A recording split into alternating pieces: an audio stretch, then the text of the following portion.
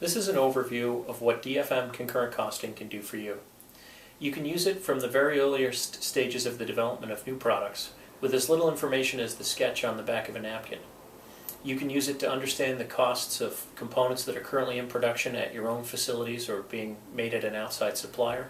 You can even use it to understand your competitors' manufacturing costs.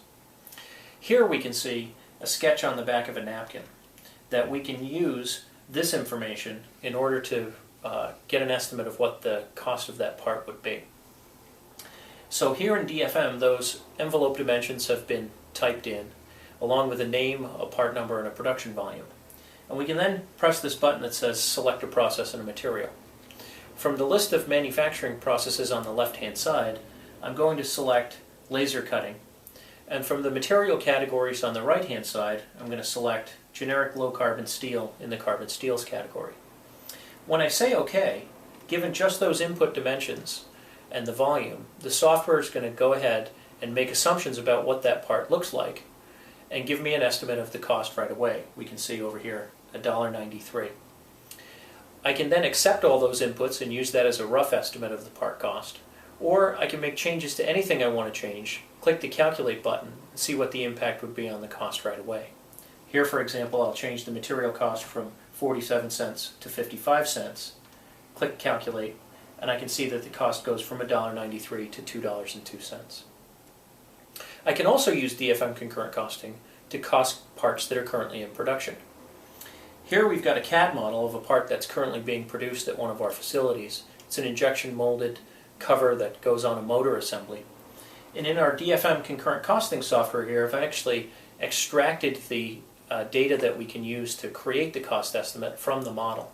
You can see here that the envelope dimensions have been extracted from the model. I've supplied a name, a part number, and a manufacturing life volume again.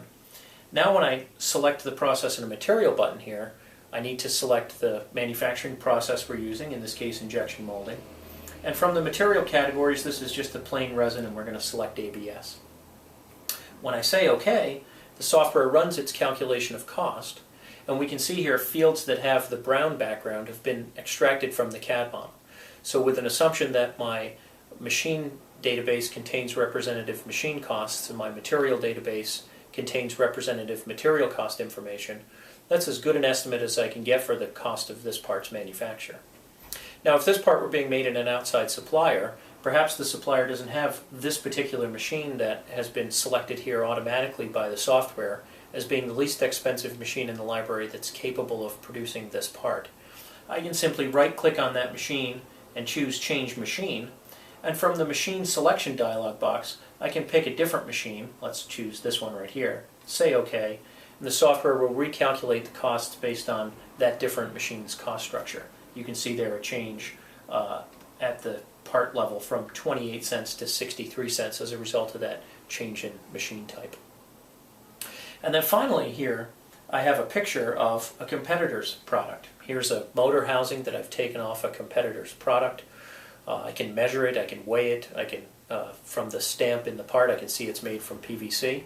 And I can use DFM concurrent costing to come up with a cost estimate of that competitor's component. So I've supplied here again a name, a part number that I've made up for that as part of my benchmarking activity, and I've assumed a life volume of 1.5 million parts. I've typed in the envelope dimensions of that part, and now I can simply select a process and material again, selecting injection molding and PVC from the material category, saying OK. The software again will populate all the fields with default estimates for the costs of those components, materials and machines. And I can then refine any of that information to better estimate what the cost might be based on my own cost structures or based on what I believe the cost structures of my competitor to be. So that concludes this brief overview of our DFM software. If you'd like some more information, please contact us.